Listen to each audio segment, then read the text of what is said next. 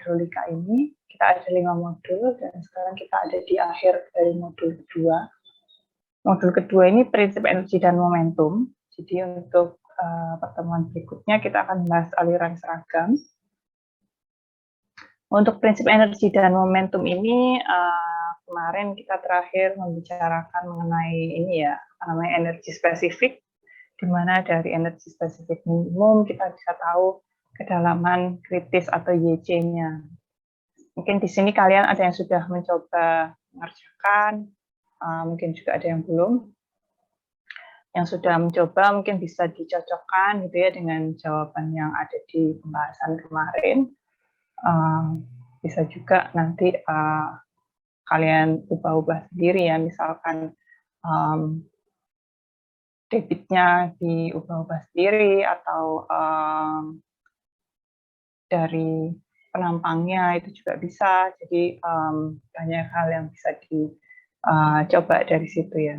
Jadi untuk prinsip energi dan momentum ini belum selesai modulnya, jadi masih ada pembahasan lagi yang akan kita selesaikan hari ini.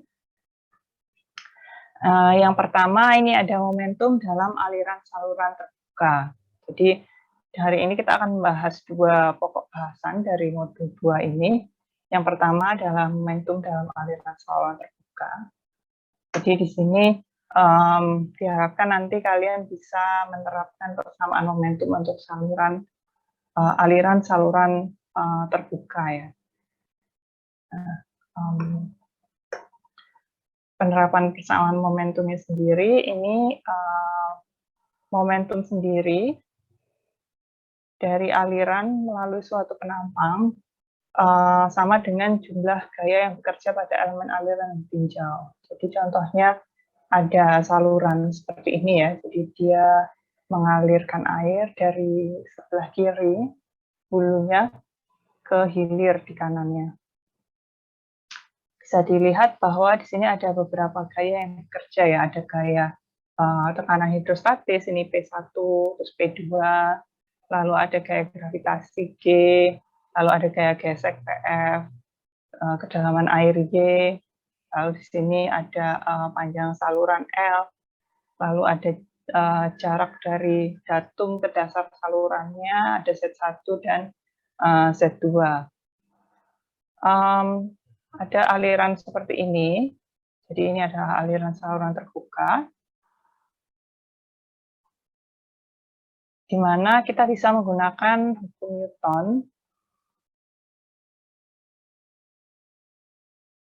F sama dengan M kali A, di mana M ini massa, A ini adalah percepatan.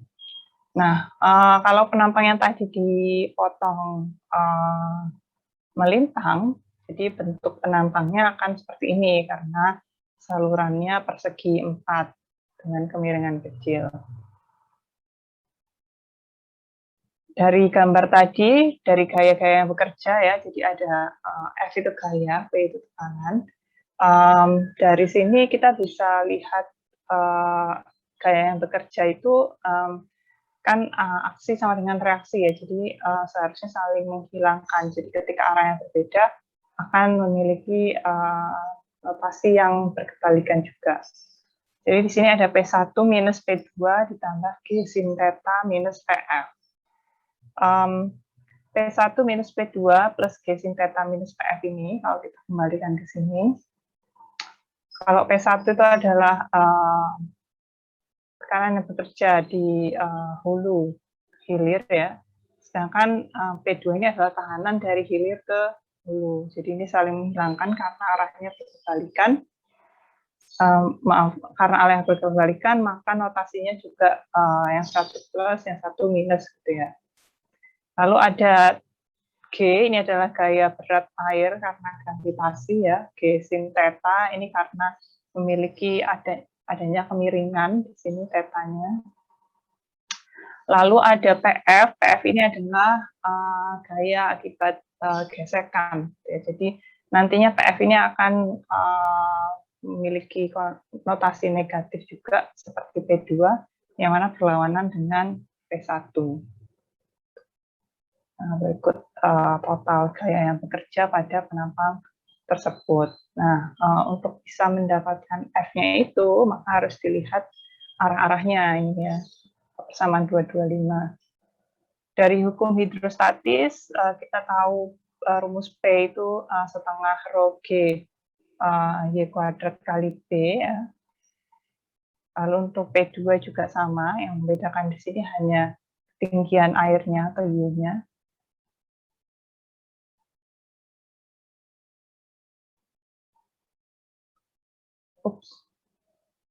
Komponen berat ini berat air akibat adanya gravitasi ya. Jadi di sini ada G sin theta. Ini adalah rho G dikali B. B ini lebar salurannya. Y1 plus Y2 per 2 ini adalah ketinggian air rata-rata dikali L panjang salurannya dikalikan sin theta karena adanya kemiringan.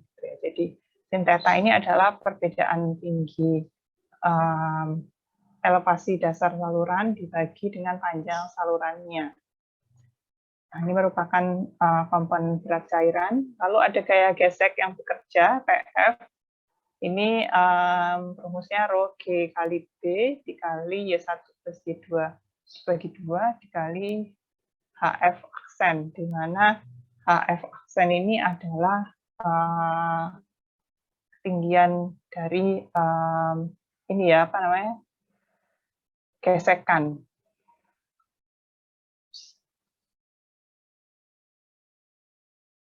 Besarnya massa aliran di sini adalah dari rumus F sama dengan M kali A tadi dijabarkan M itu adalah rho dikali debit dikali T ya. Jadi di sini bisa dijabarkan seperti ini. Lalu untuk percepatannya sendiri adalah kecepatan dibagi dengan waktu ya. Jadi di sini ada V1, V2 kurangi V1 dibagi T, dikalikan beta, karena adanya koefisien kecepatan yang tidak merata di satu aliran. Nah, dengan menggabungkan hal-hal tersebut, kita bisa mengubah persamaan F sama dengan M kali A-nya menjadi seperti ini. Jadi dijabarkan jadi F sama dengan M dikali A, di sini A-nya. Nah, dari persamaan yang sudah dijabarkan ini, digabungkan ini, persamaan tersebut kedua ruasnya dibagi rho G kali B. Lalu dibagi lagi dengan setengah kali Y1 plus Y2, ini tinggi air rata-rata ya. Lalu menjadi persamaan 2.32 ini. Nah, kalau lihat persamaan ini kan familiar sekali ya, sangat mirip dengan persamaan yang kemarin-kemarin kita pakai ya, persamaan energi, persamaan Bernoulli juga seperti ini mirip, cuman persamaan Bernoulli nggak ada kehilangan akibat gesekan HF ini. Nah, dari situ persamaannya tampak seperti persamaan energi, hanya saja koefisiennya yang digunakan adalah beta, bukan alfa. Karena tadi kita pakai beta ini adalah koefisien dari kecepatan ya.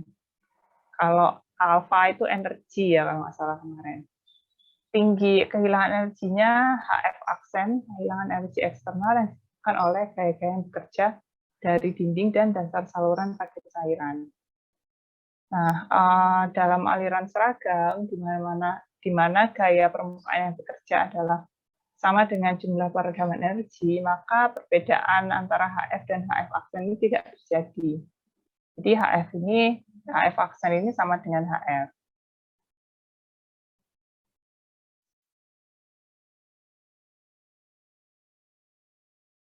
Nah, untuk persamaan momentum tadi dalam satu saluran yang lurus, jadi kalau tadi itu kita pakai salurannya itu yang miring ya, kalau ini lurus horizontal pada jarak pendek.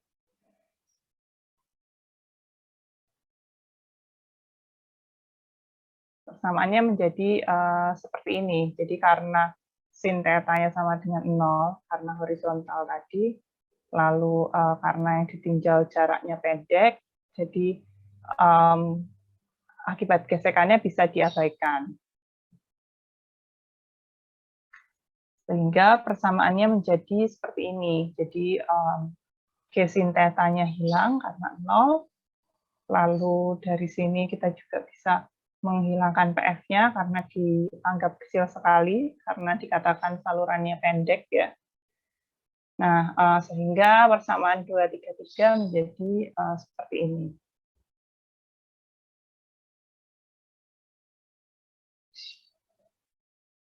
Lalu persamaan tersebut dibagi rho dan dibagi rho kali G atau gamma di kedua sisinya.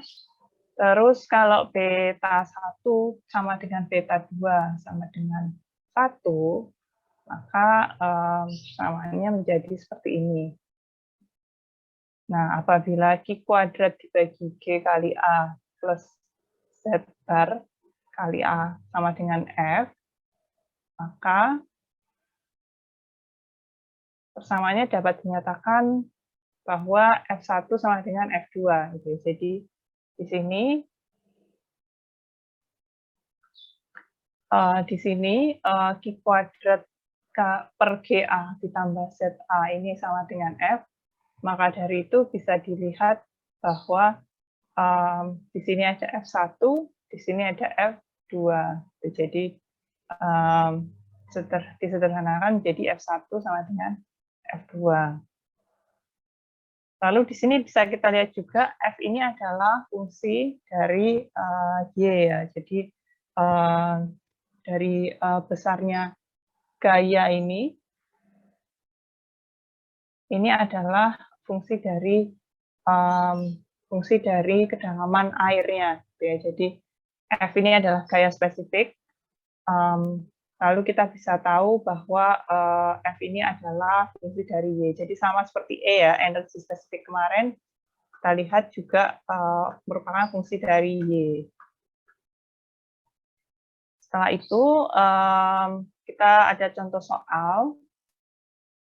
Jadi di sini adalah contoh soal yang mirip dengan yang kemarin,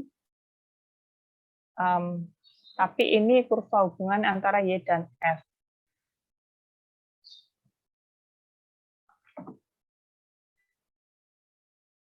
Nantinya Y dan F ini dibandingkan dengan kurva hubungan antara Y dan E. Mari kita lihat. Jadi dari situ kita juga bisa menentukan kedalaman kritis berdasarkan gaya spesifik ini.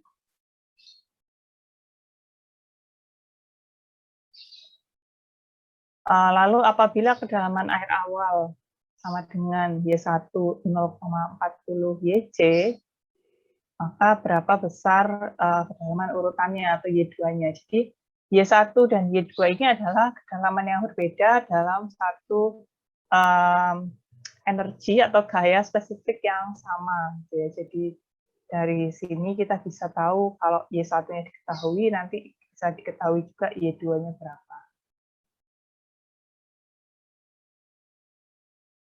Nah, pertama-tama kita hitung dulu harga E dan F dengan contoh soal tersebut ya.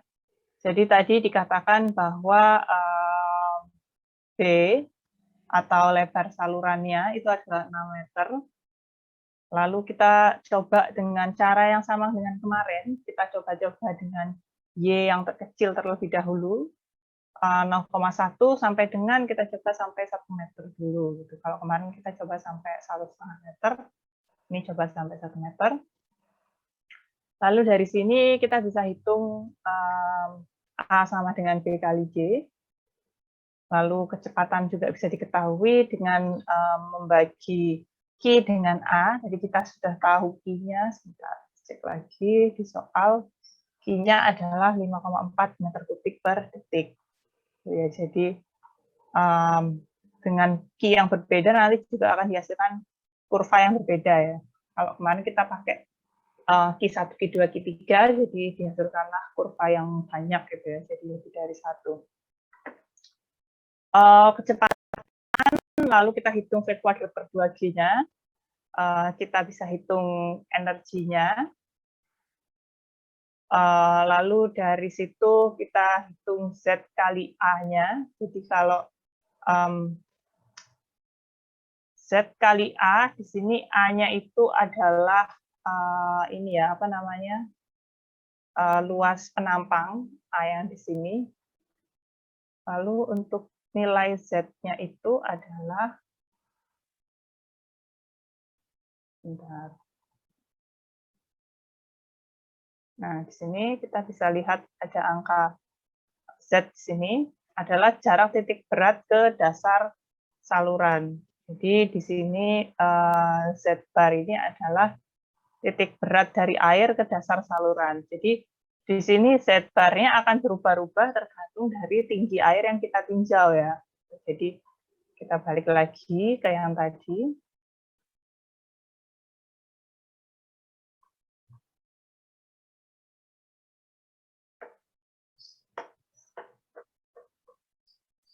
Nah, untuk air setinggi 0,1, otomatis Z bar-nya itu adalah 0,1 dibagi 2, jadi 0,05. Nah, di sini kita bisa lihat 0,05 dikalikan dengan 0,6, nanti jadinya 0,03, kayak gitu. Z kali A. Jadi Z-nya nanti mengikuti besar Y-nya, setengah dari besar Y-nya, lalu A-nya dikalikan dengan A sama dengan B kali Y ini. Lalu kita hitung Q kuadrat dibagi G kali A untuk keperluan menghitung gaya spesifiknya, F-nya. Jadi F ini sama dengan ZA ditambah Q kuadrat per GA. Sedangkan untuk energi spesifik kemarin itu apa ya? Y ditambah V kuadrat per 2G, kalau nggak salah kemarin. Nah, di sini kita bisa tahu harga E dan F dari masing-masing tinggi air. Setelah kita tahu, jadi bisa kita plot, contohnya di milimeter blok, tapi mungkin kalian bisa plot juga di Excel. Nah, dari sini kita bisa lihat lengkung energi spesifik yang mana sama gaya spesifik yang mana. Jadi yang sebelah kiri ini adalah lengkung energi spesifik yang kemarin sudah kita bahas di hari Senin ya. Sedangkan yang F ini adalah lengkung energi spesifik. Nah, dari sini kita bisa tahu terjadi loncatan air. Loncatan air ini kita bisa lihat terjadinya itu adalah ketika dia ini ya, apa namanya? Di sini kita bisa lihat E-nya. Lalu dari E ini, E di awal, E1, terus di sini ada E2. E di awal ini merupakan awal dari terjadinya loncatan air di gaya spesifik di sini. Jadi nanti makin ke atas airnya kan makin naik.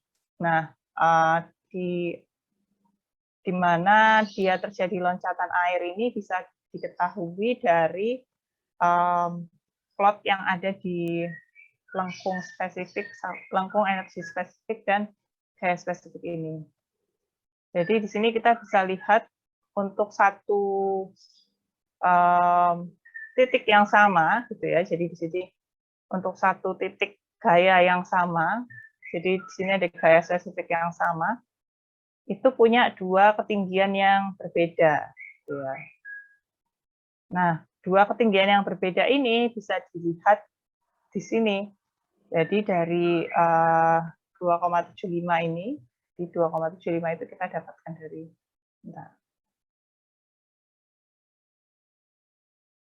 jadi cara awalnya itu,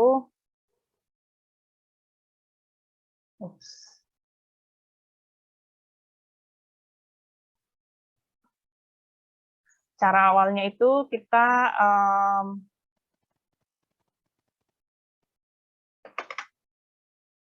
lihat dulu kedalaman kritisnya yang dilihat pada E dan F minimum. Ya, jadi di sini kita bisa lihat YC-nya, kembali lagi yang tadi.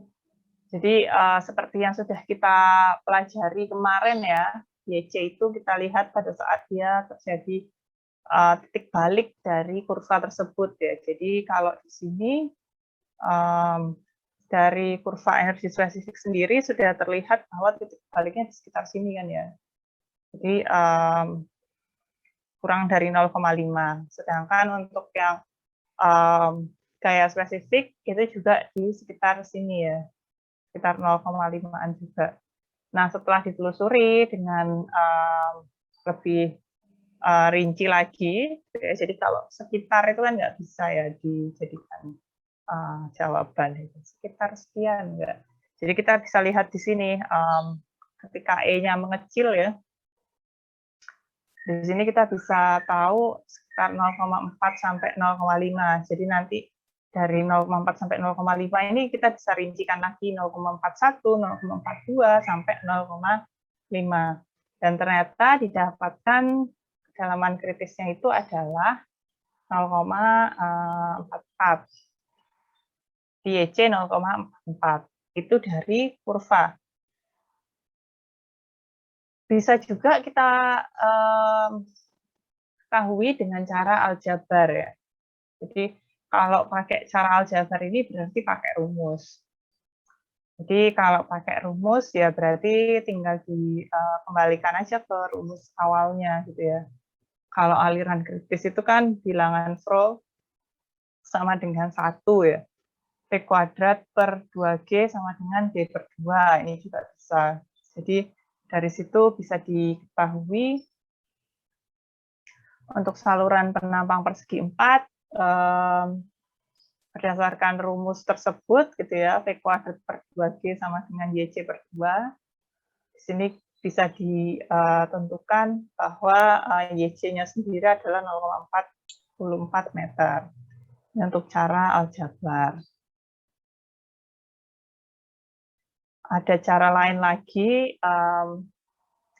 di sini untuk mengetahui kedalaman urutannya. Jadi ada yang namanya Y1 sama Y2.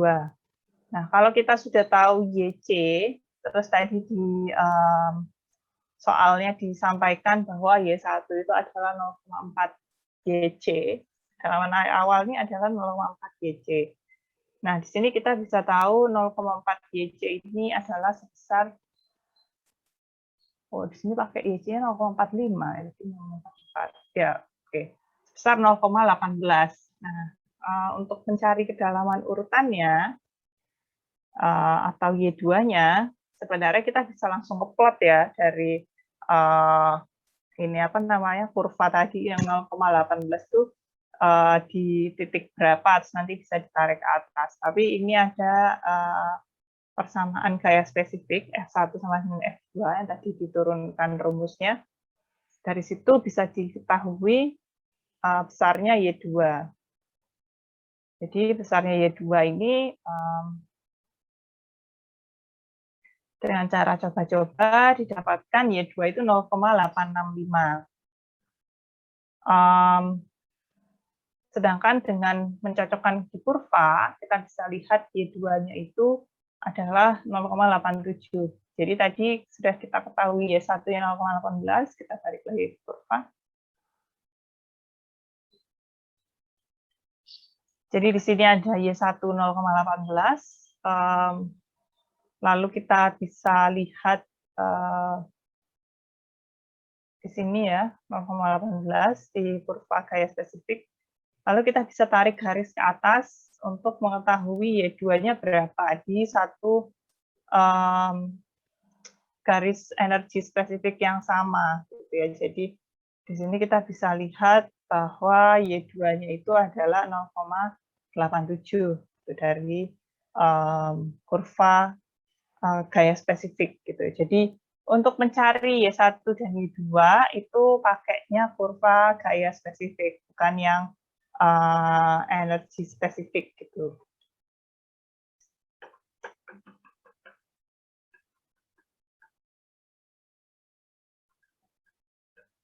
selain pakai rumus, kita juga bisa langsung pakai kurva. Lalu kita bisa mengetahui Y2-nya 0,87. Dari situ kita bisa tahu energi spesifiknya berapa. Jadi untuk sequence depth atau kedalaman sequence ini bisa dilihat dari kurva gaya spesifik untuk bisa mengetahui nanti kita hitung energi spesifiknya. Nah, dari perbedaan energi spesifik ini nanti bisa kita lihat besarnya loncatannya itu berapa. Jadi di sini kita lihat perbedaan antara E1 sama E2 itu 0,529. Jadi bisa dikatakan bahwa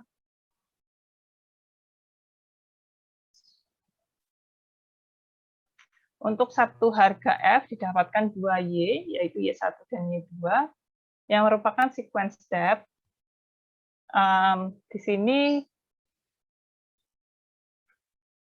kita dapat mengetahui juga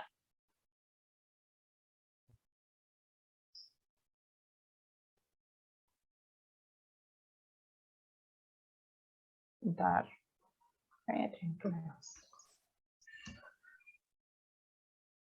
Di sini kita bisa mengetahui juga F minimum itu Y-nya sama dengan YC. Jadi kayak kemarin kita bisa tahu kedalaman kritis dari energi spesifik minimum. Dari gaya spesifik minimum juga bisa diketahui kedalaman kritisnya. Jadi untuk mengetahui F minimumnya kita harus mendiferensialkan, menurunkan F ini terhadap A sama dengan 0 ya. Jadi di sini supaya bisa kita ketahui YC-nya.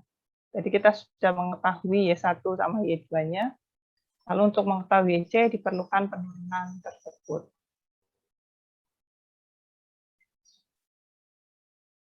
Nah, bagaimana dengan penampang saluran berbentuk sembarang? Jadi kalau penampang saluran yang berbentuk sembarang ini, kalau tadi contohnya kita pakai penampang saluran yang persegi ya.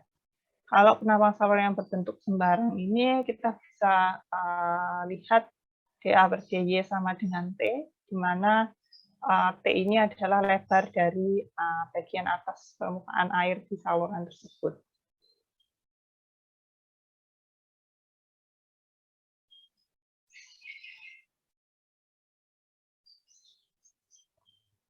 Lalu untuk perubahan kedalaman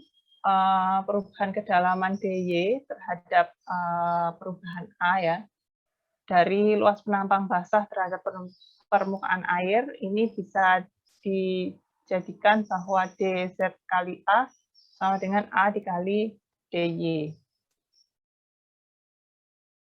Sehingga penurunan df tadi ketika df per dy sama dengan 0, itu V kuadrat per G-nya sama dengan D per 2. Jadi tidak berbeda dengan ketika kita mencari Y kritis melalui metode energi spesifik. Melalui gaya spesifik pun akan seperti itu, gitu ya. Cuman di sini bedanya bukan V kuadrat per 2G, tapi V kuadrat per G.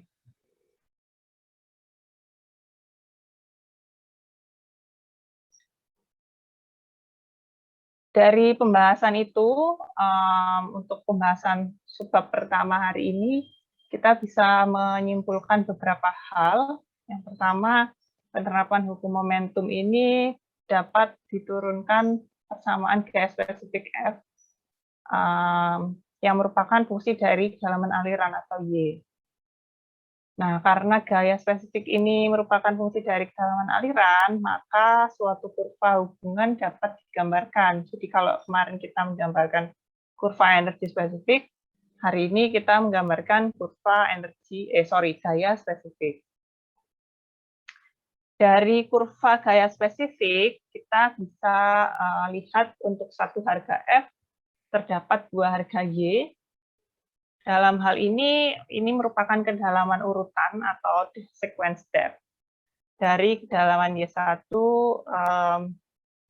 Dan Y2 ini adalah suatu loncatan air. Jadi kalau kemarin kita menggambarkan Y1 sama Y2 itu adalah hulu dan hilir, di mana pada saluran tersebut tidak terjadi gangguan apapun, gitu ya.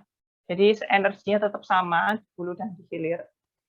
Tapi kalau untuk F ini, Y1, Y2 itu merupakan loncatan air. Jadi di satu titik tersebut itu terjadi loncatan. Jadi ketika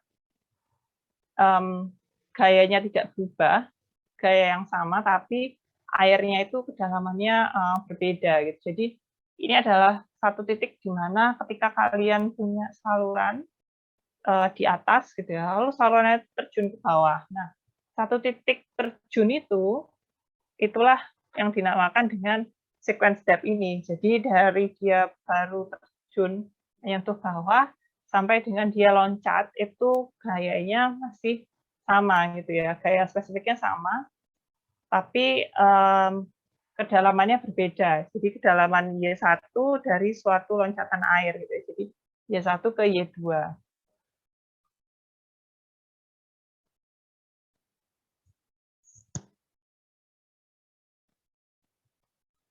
Kedalaman air di mana F-nya minimum ini disebut kedalaman kritis. Jadi sama dengan yang kemarin ya, ketika E-nya minimum itu juga disebut dengan kedalaman kritis. Jika suatu debit aliran tertentu dalam suatu saluran prismatis kurva energi spesifik dan kurva gaya spesifik disandingkan, akan dapat digunakan untuk menentukan besarnya kehilangan energi dari suatu loncatan air yang terjadi di saluran tersebut. Ini yang tadi kita hitung sebagai delta apa ya, delta Y ya, apa delta, bentar. Jadi disampaikan di sini kehilangan energinya. Nah, delta E. Jadi delta E ini E1 minus E2 sama dengan 0,53, berarti di titik loncatan tersebut terjadi kehilangan energi sebesar 0,53. Jadi ini didapatkan dari kurva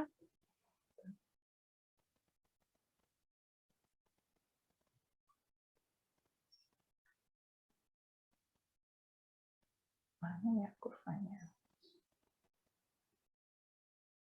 Nah, kurva yang ini. Jadi dari sini kita bisa tahu, di sini kita punya energi spesifik, gaya spesifik yang sama untuk dua tinggi yang berbeda. Lalu dari tinggi yang berbeda ini kita bisa lihat di kurva energi spesifiknya.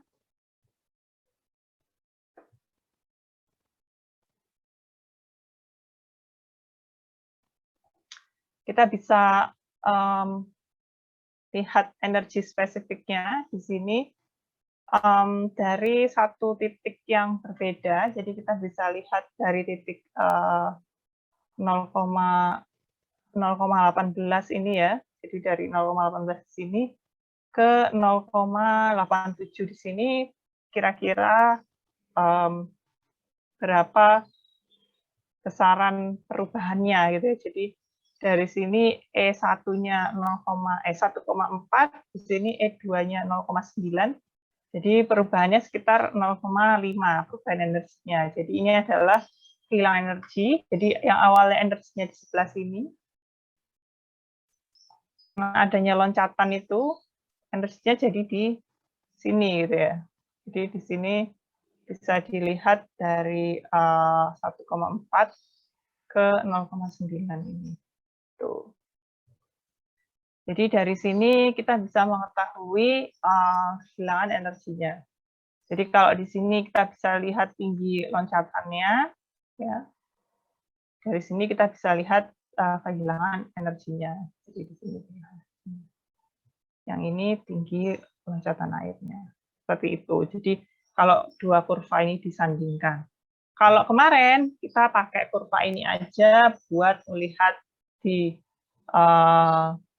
sini YC-nya gitu ya. Sorry. Di sini YC-nya. Terus kita bisa lihat juga di satu energi spesifik itu kedalamannya juga bisa berbeda gitu ya. Di sini kedalaman hulu, di sini kedalaman hilir. Tuh.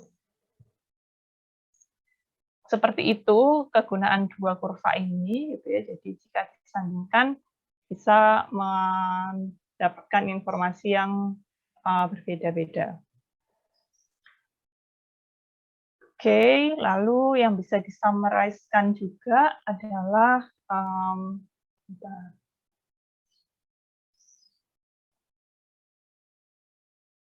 apabila untuk suatu debit, ini tadi ya yang sudah kita bahas, disandingkan akan digunakan untuk menentukan besarnya pilihan energi dari suatu lonjakan air yang terjadi di saluran tersebut. Tuh, jadi untuk penggunaan kedua kurva tersebut, semoga kalian bisa memahami gitu ya. Bisa juga contoh soalnya dicoba kerjakan sendiri gitu ya, jadi supaya bisa paham juga step by step-nya. Nanti akan ada latihan juga mengenai hal ini gitu ya, tapi tidak ada salahnya kalau kalian mencoba sendiri terlebih dahulu. Lalu kita masuk ke pembahasan kedua untuk hari ini. Sebelumnya mungkin dari kalian ada pertanyaan?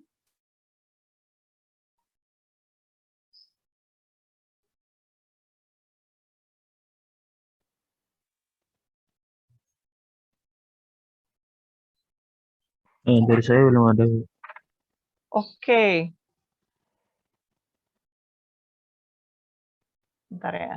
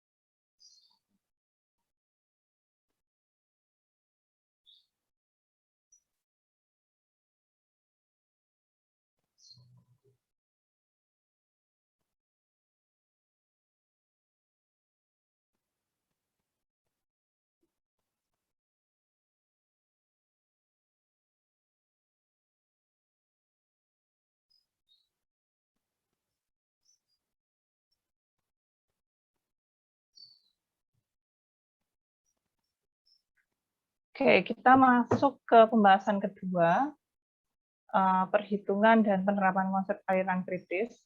Jadi ini lanjutan dari yang sudah kita bahas sebelumnya hari ini dan kemarin ya, hari Senin, mengenai konsep aliran kritis.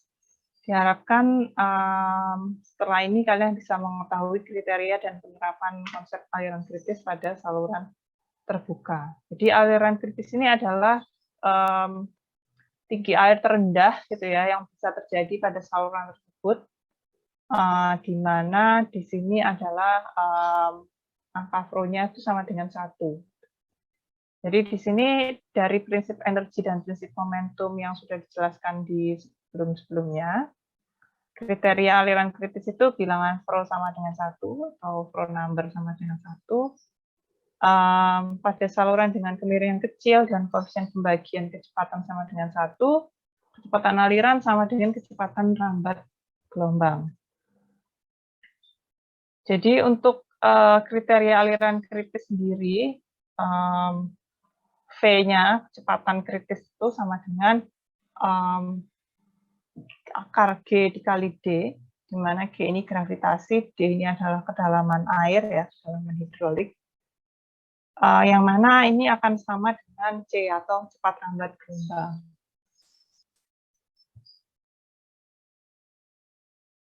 Selain itu, kedalaman kritis tinggi kecepatannya sama dengan setengah dari kedalaman hidrolik, atau V kuadrat per 2G sama dengan D per 2. Untuk debit tertentu, energi spesifiknya minimum, atau penurunan dari energi terhadap ketinggian air, DE per DH, sama dengan 0. Jadi makanya kemarin kita bisa tahu energi spesifik itu yang mana ketika melihat kurva energi, kita bisa tahu tinggi kritis itu yang mana, kedalaman kritis itu yang mana, ketika melihat kurva energi spesifik, di mana energi spesifiknya itu yang minimum, paling kecil. Gitu ya. Jadi hal tersebut bisa terjadi karena energi spesifik ini adalah minimum pada saat kedalaman kritis.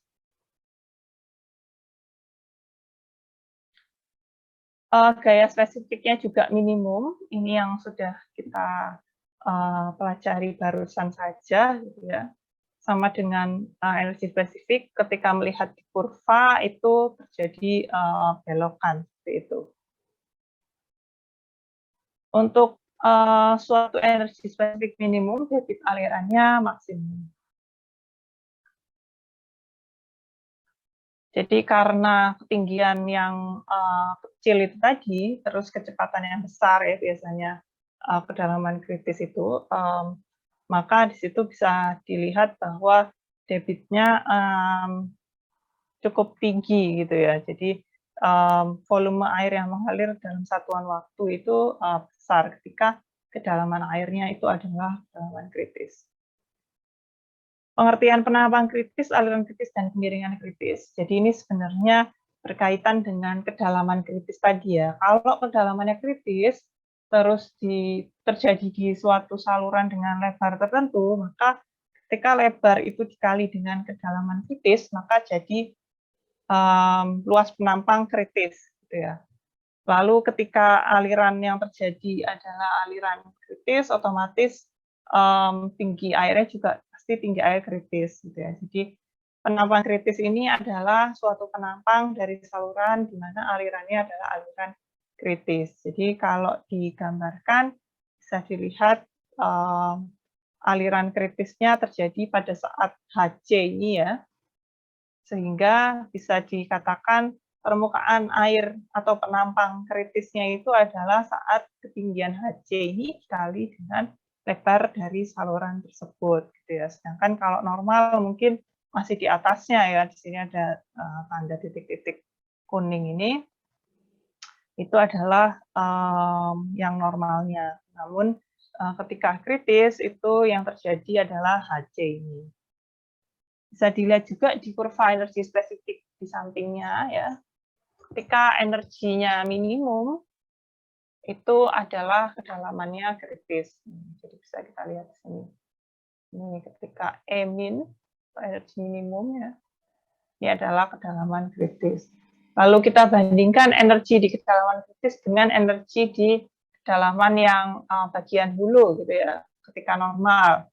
Nah, ternyata kalau ketika normal itu energinya sebesar sekian gitu ya di sini.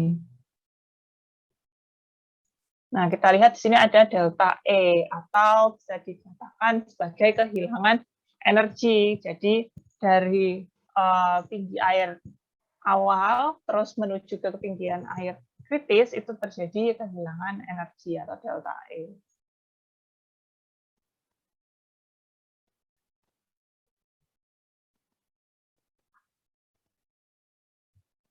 Apabila kondisi aliran kritis terjadi di sepanjang saluran, maka aliran dinamakan aliran kritis. Apabila aliran kritis terjadi di sepanjang saluran prismatis, maka untuk debit tetap kedalaman kritis di setiap penampang di sepanjang saluran adalah sama besar. Jadi ketika saluran tersebut prismatis, entah itu persegi atau trapesium gitu ya. Ketika salurannya prismatis berarti penampangnya tidak berubah-ubah. Nah, untuk penampakan tidak berubah-ubah, debitnya tidak berubah, maka kedalaman kritisnya juga pasti tidak akan berubah, akan sama. Ini seperti yang teman kalian tanyakan kemarin ya, apakah kedalaman kritis ini akan berubah jika penampangnya itu berubah? Iya, tentu saja jika penampang berubah, kedalaman kritis juga pasti akan berubah. Gitu. Misalkan salurannya melebar, salurannya menyempit, kedalaman kritisnya akan berubah. Apabila debitnya juga berubah, itu kedalaman kritisnya juga berubah ya. Tiba-tiba debitnya membesar, otomatis kedalaman kritisnya juga akan bertambah. Gitu. Karena kedalaman alirannya sama di sepanjang aliran, maka aliran juga bisa merupakan aliran seragam. Jadi aliran kritis ini bisa dinyatakan sebagai aliran seragam karena ketika terjadi aliran kritis, lalu kedalaman kritisnya sama di sepanjang aliran, maka bisa dikatakan di sepanjang aliran tersebut adalah aliran seragam. Aliran kritis yang seragam.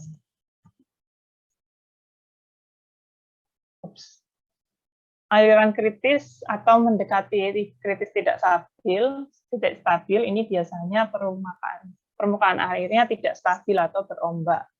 Jadi kalau aliran kritis yang mendekati tidak stabil itu biasanya dia mendekati berubah gitu ya. Jadi kalau dari superkritis berubah itu menjadi subkritis, misalkan ketika dia bergejolak lalu berubah menjadi tenang. Sebelum berubah menjadi subkritis, pasti ada satu titik di mana dia merupakan aliran kritis. Nah, ketika dia aliran kritis ini tidak stabil atau berombak, gitu ya, maka bisa jadi itu terjadi perubahan, akan terjadi perubahan tipe aliran, sehingga kritisnya sudah tidak kritis lagi, bisa saja menjadi superkritis atau malah menjadi subkritis. Jadi biasanya subkritis itu lebih tenang dari kritis, kritis lebih tenang dari superkritis.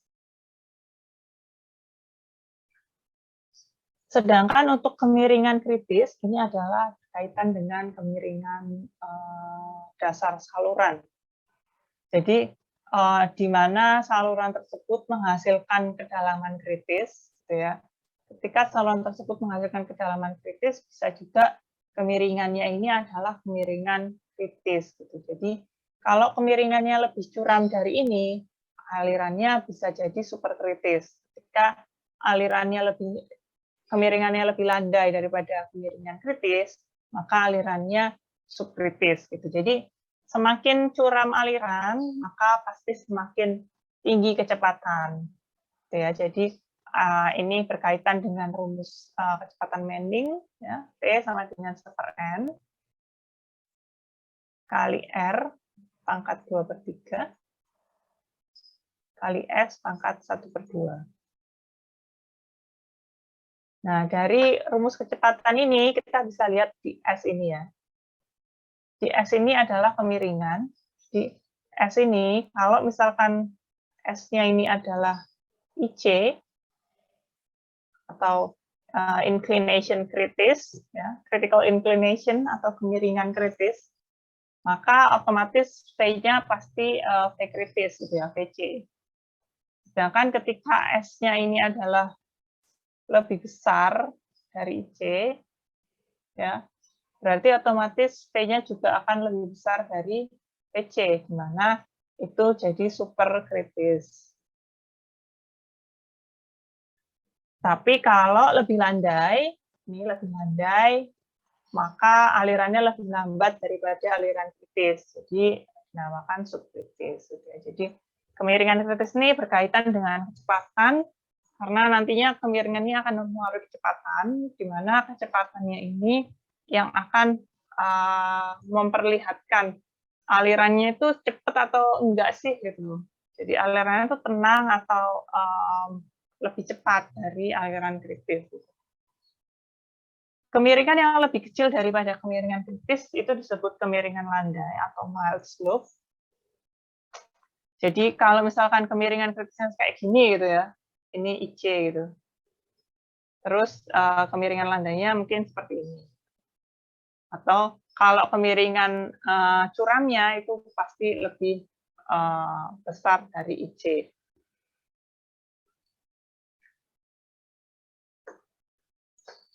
Ups, ya. Jadi lebih besar daripada kemiringan kritis, disebut kemiringan curam, alirannya superkritis.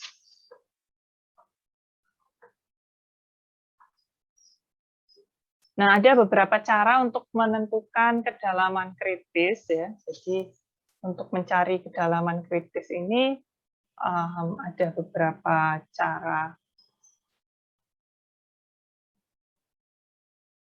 Di antaranya ada pertama ini ada cara aljabar. Cara aljabar ini biasanya dipakai untuk penampang yang sederhana ya, karena dia pakai rumus. Kita lihat contohnya.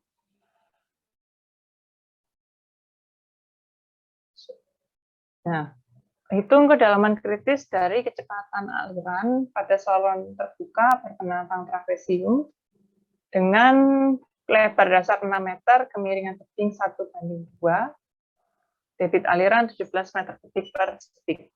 Dari sini kita bisa menghitung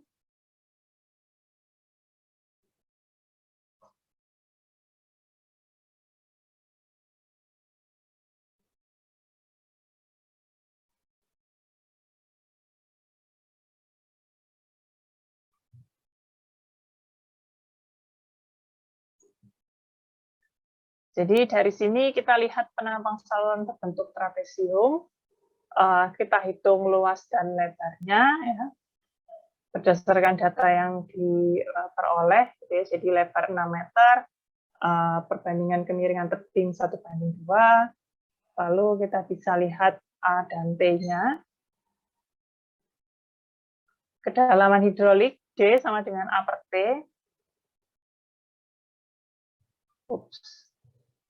Dari sini kita bisa menghitung kecepatan rata-ratanya. Karena tujuan kita adalah mengetahui ketinggian kritisnya, ya, jadi ini masih dalam bentuk persamaan variabelnya YC gitu ya. Pada kondisi aliran kritis, kecepatan sama dengan setengah dari kedalaman hidrolik, maka V kuadrat per 2G sama dengan D per 2. Terus kita masukkan rumus-rumus V kuadrat, ini kita masukkan V kuadrat, per 2G ini 2G, lalu D-nya kita masukkan di sini, dibagi 2. Dari situ kita coba-coba, didapatkan YC-nya 0,84. Sehingga bisa kita ketahui juga luas penampang kritisnya dari kedalaman air kritis ini sama kecepatan kritisnya. Jadi nanti kalau misalkan kecepatan alirannya lebih dari ini, ya berarti itu merupakan aliran superkritis. Ya. Sedangkan ketika lebih rendah dari itu, maka alirannya subkritis. Seperti itu. Ini untuk cara aljabar. Yang kedua ada cara design chart. Ini menggunakan faktor penampang untuk aliran kritis. Jadi faktor penampang ini adalah dinotasikan sebagai Z, ya, di mana Z ini sama dengan A kali akar D. A ini luas penampang basah, D ini adalah kedalaman hidrolik.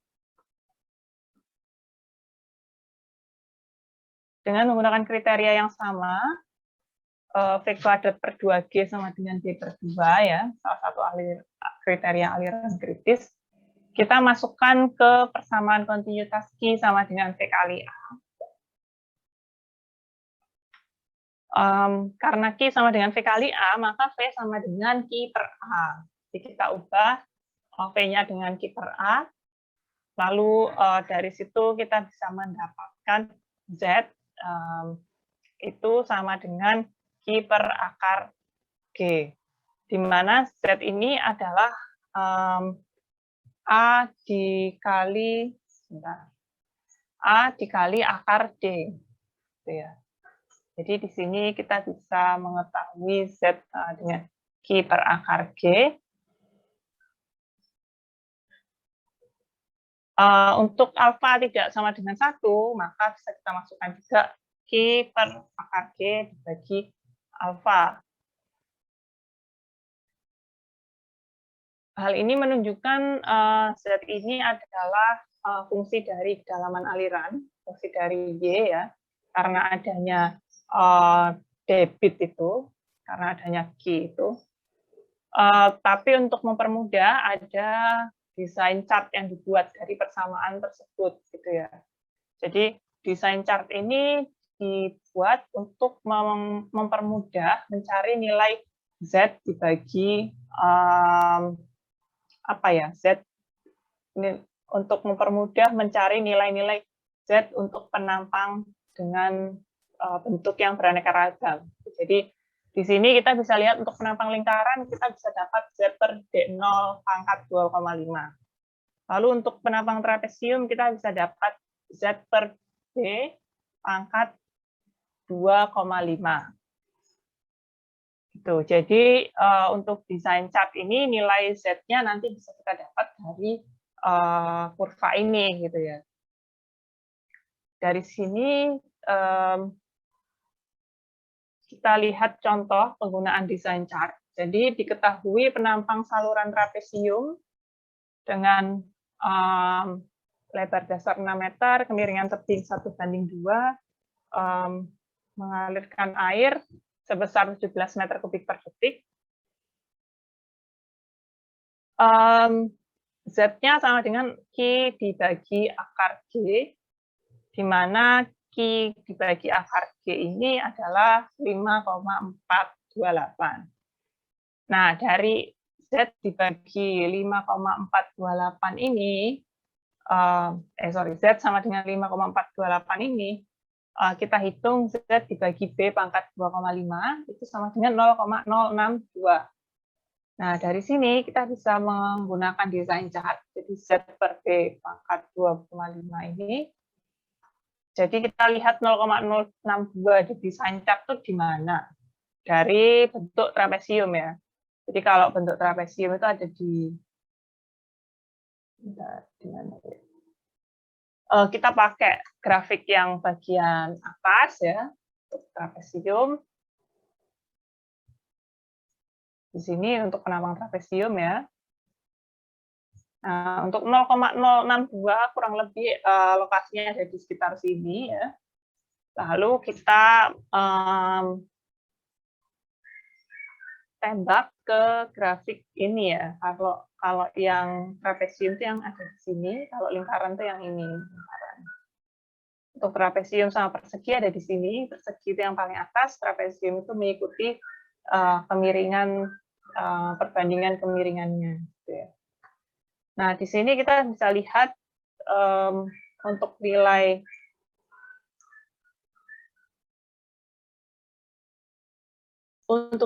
Z, ini nilai Z yang ada di maksudnya perbandingan kemiringan ini ya, bukan Z besar tapi Z kecil 1:2. Jadi 1:2 itu di sini 0,5. Kita bisa cek itu adalah sekitar 0,14 gitu ya. Jadi di sini Z-nya itu 2. Nah, Z-nya ya, betul. Karena tadi kita punya 1:2 kemiringan persegi kemiringan trapesiumnya, kemiringan tebing trapesiumnya. Lalu kita gunakan ini bukan setengah tapi 2 ya.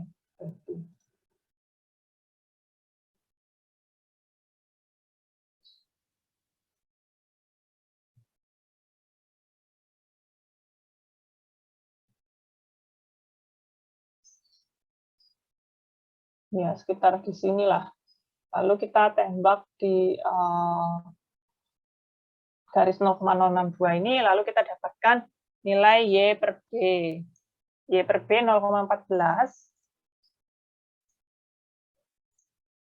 Dari situ kita bisa mendapatkan YC sama dengan 0,14 dikali 6, karena Y per B-nya 0,14, kita punya B-nya itu 6. Gitu ya. Jadi Y sama dengan 0,14 dikali 6. atau bisa didapat 0,84 meter. Ini adalah Y kritisnya dengan menggunakan desain chart. Ada metode lain lagi, ini adalah metode grafis. Jadi untuk penampang yang rumit, ini biasanya digunakan metode grafis ini. Jadi pakai grafik ya. Jadi awalnya kita membuat tabel dulu. Jadi bikin tabel dulu, lalu kita buat tabel dengan isian A, T, dan Z sesuai dengan bentuk penampangnya. Kalau di sini tadi kita contohnya pakai trapesium ya. Dari situ kita plot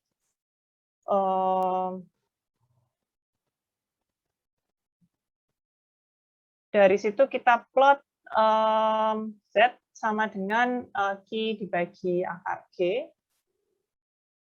Di sini kita bisa lihat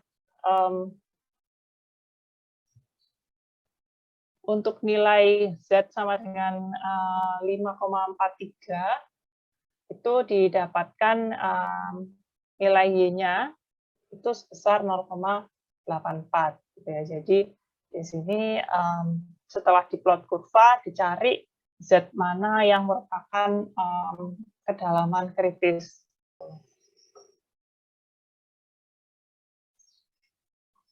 Nah, dari apa yang sudah kita bahas tadi, yang bisa kita simpulkan, yang pertama ini adalah kriteria aliran kritis adalah angka flow sama dengan 1.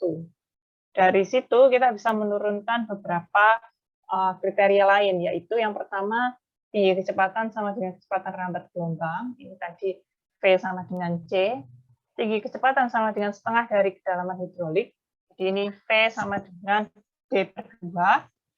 Untuk debit tertentu, energi spesifik dan biaya spesifik minimum. Jadi ini E sama dengan 0, enggak 0. E minimum sama dengan YC, terus F minimum juga sama dengan YC.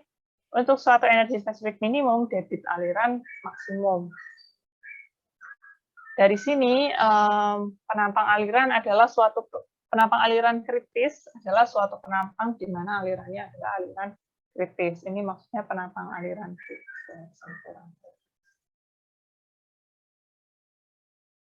Aliran kritis terjadi apabila sepanjang aliran memenuhi kriteria aliran kritis Y sama dengan YC. Nah, untuk aliran kritis ini, apakah ada pertanyaan dari kalian? Karena materinya sudah selesai. Silakan. Dari metode-metode yang digunakan tadi ada aljabar, ada design chart, ada dengan menggunakan grafis. Itu mungkin ada pertanyaan dari kalian. Sebelum nanti saya berikan latihan terkait hal tersebut ya. Di sini ada beberapa contoh soal juga yang bisa kalian gunakan untuk latihan ya. Jadi untuk masing-masing metode dari design chart, dari aljabar, dari metode grafis untuk bisa mengetahui kedalaman aliran kritisnya.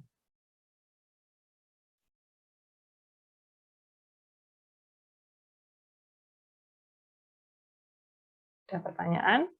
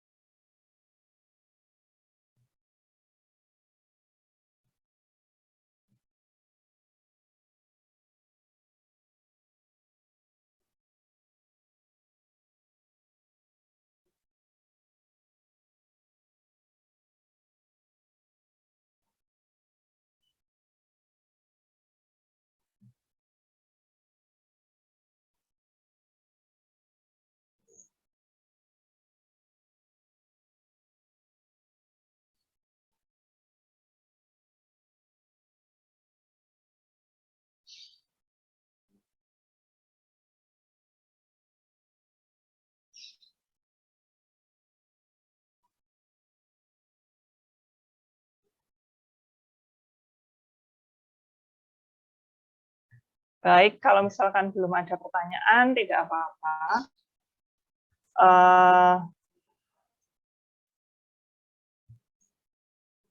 Untuk latihannya mungkin nanti akan digabung dengan modul selanjutnya ya. Jadi untuk pelatihan modul 2 ini mungkin akan digabung dengan modul 3 dan 4, sehingga nantinya di akhir gitu ya masih sempat waktu untuk membahas dari latihan tersebut gitu ya, jawaban dari latihan tersebut.